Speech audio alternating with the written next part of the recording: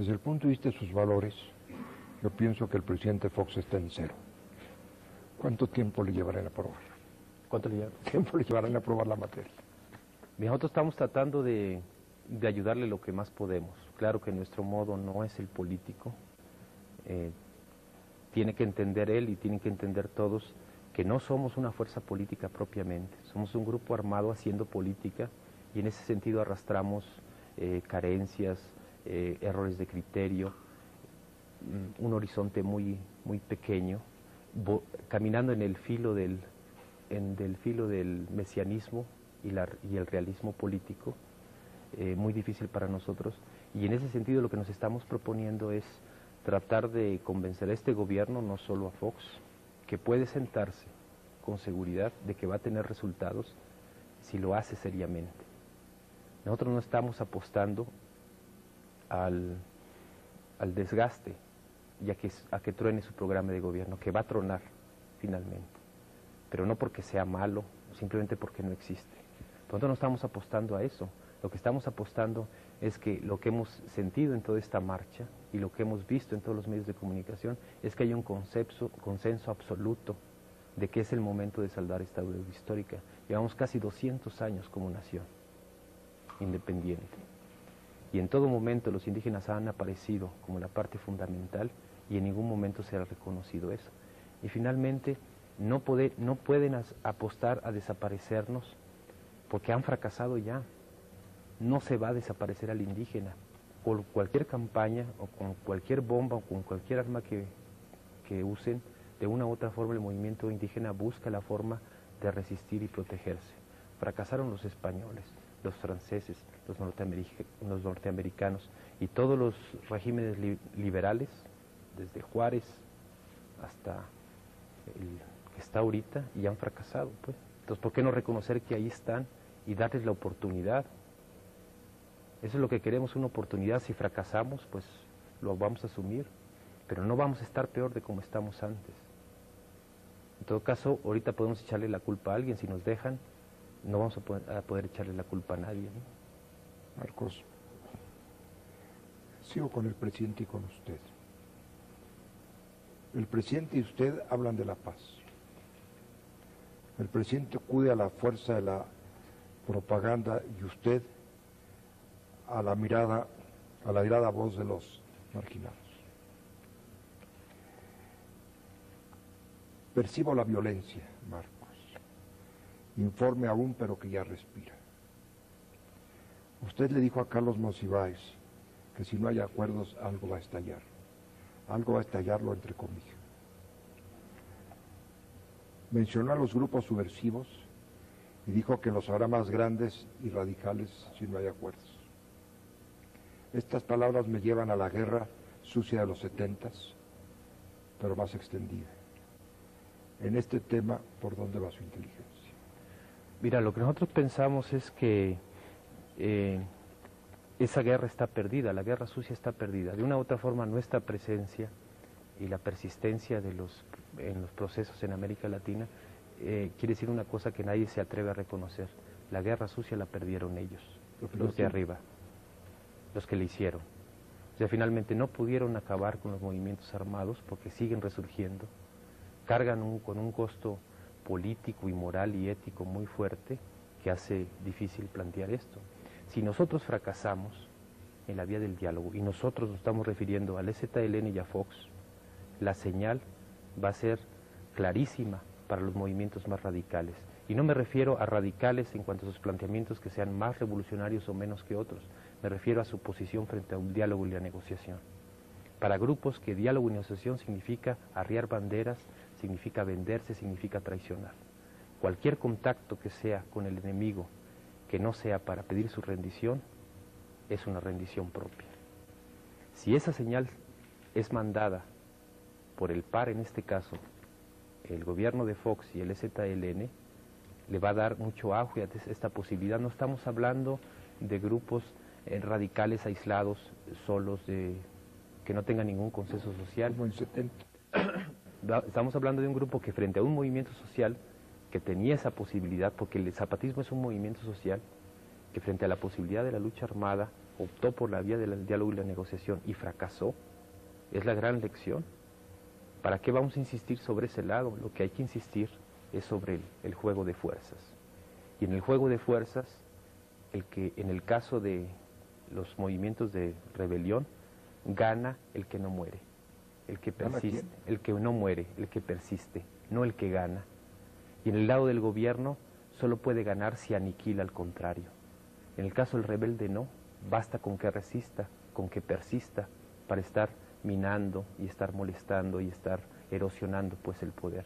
En ese sentido es una guerra a largo plazo, que tú puedes pensar que antes podía estar en las casas de seguridad que atacaba la Brigada Blanca de Nazararo, o en las montañas de Guerrero cuando entraba pues el ejército a atacar a Genaro Vázquez o a Lucio Cabañas. No, ya en este proceso de globalización, en el terrorismo que llega a tu calle, a tu casa, a tu televisión, y no solo a través de una imagen. Un poco lo que anunció los primeros días de la guerra en 1994, cuando empezaron a aparecer actos terroristas que no tenían nada que ver con nosotros, donde de una u otra forma se decía, la guerra ya no solo está en Chiapas, puede estar aquí, en una calle, en un centro comercial, en nuestra casa. Es de tal forma grave para la nación, y yo me atrevería a decir para el mundo entero, lo que se está jugando aquí, que no es solo la ley indígena, no es solo el éxito mediático de Fox, o el rating arriba y abajo de Marcos, o lo que él represente o no represente como símbolo, como mito, como líder social o como futuro dirigente de la izquierda. Lo que está en juego aquí es la posibilidad de una solución del conflicto. El mensaje al interior del país y al exterior es el que va a colocar a este país por primera vez en el tablero internacional, no con una catástrofe, sino con una victoria. Y en un país que está tan acostumbrado, tan hallado, decimos nosotros, a acumular derrotas, ahora es algo que va a ser muy difícil de asimilar, pero imagínate que podamos presentarnos no por un ciclón, no por una guerra, no por una campaña represiva, no por un terremoto, no por una desgracia finalmente, o por una crisis económica, sino que porque pudimos darle salida a un conflicto que todos reconocen legítimo por ambos lados y que están cuestionando la vía. De acuerdo, estamos dispuestos, cuestionemos la vía, pero cuestionémoslas hasta sus últimas consecuencias. Nosotros vamos a ese cuestionamiento, vamos a sentarnos y vamos a anularnos. Y es cuando nosotros decimos, ayúdenos a perder. Y finalmente lo que le estamos diciendo a Fox y sobre todo al Congreso de la Unión es que nos ayuden a perder. Y le estamos diciendo a la gente, ayúdenos a perder. Si nosotros tenemos éxito en esta movilización pacífica, ¿qué sentido tiene las armas? Y no solo para el EZLN, ¿qué sentido tiene para los movimientos armados plantearse la clandestinidad y la lucha armada si el mundo y México ha cambiado y la gente ha cambiado y se puede organizar este tipo de cosas y conseguir lo que uno quiere, pues finalmente, siempre y cuando no sea reeditar las derrotas pasadas, ¿no? Nosotros no queremos darle a este país un corrido, un héroe más frustrado en el largo calendario de derrotas que tenemos.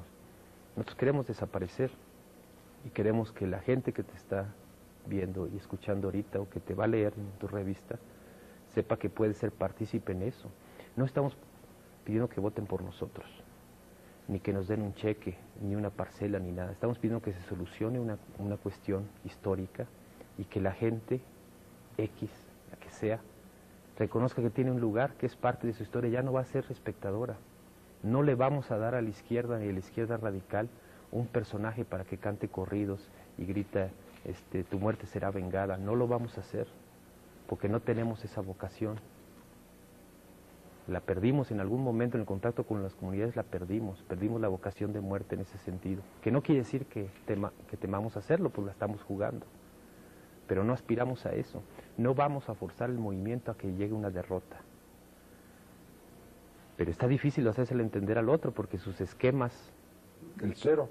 Sus esquemas que tiene, pues son los del pasado, porque yo no lo... Sí, es el cero. No lo culpo de no entender, a veces ni nosotros nos entendemos. No lo culpas de no entender, sino de qué. Porque a veces tampoco nosotros nos entendemos. Pero somos sinceros y somos honestos. Y pocos políticos en México pueden decir lo mismo. Bueno, Marcos, hacia adentro, en su conciencia, ¿cuáles son los errores que ha cometido el Ejército Zapatista de Liberación Nacional? ¿Y cuáles son los errores que ha cometido usted? Al cabo de 20 años, los que usted lleva en la montaña, se afirma que no ha habido mejoría entre los indígenas. Usted se expresó y con razón que no ha habido mejoría, pero que ahora tienen esperanza y tienen dignidad. Pero la esperanza y la dignidad es una luz, no una lumbre. Hace falta salir, escapar, vencer a ese estado de miseria atroz. ¿Cuántas energías pierde un hombre, Marcos, que no puede sostenerse, que no puede trabajar, que no puede concentrarse en la lectura de un libro? O sea, la dignidad y la esperanza me parecen dos valores fundamentales. Sin ellos la vida no sirve para nada. Pero con la miseria atroz, la dignidad se hace muy difícil, la esperanza muy difícil. Cuesta mucho, Marcos, sobreponerse a todo eso. Hay algo peor que eso, que es heredarle a los que siguen la desesperanza. ¿Cómo? Hay algo peor que eso, que es heredarle a los que siguen la desesperanza. Que tú seas consciente que todas las dificultades que estás enfrentando se las vas a heredar a tus hijos y no le vas a heredar la posibilidad de cambiarlas. Es ese sentimiento de herencia y de pertenencia al colectivo lo que nos hizo seguir adelante. Entre los errores que ha cometido el EZLN como organización es el no haber aprendido más rápido de las comunidades. Cuando ahora se da el fenómeno de los municipios autónomos, el EZLN está tan imbricado en las comunidades que de una u otra forma permea también su toma de decisiones.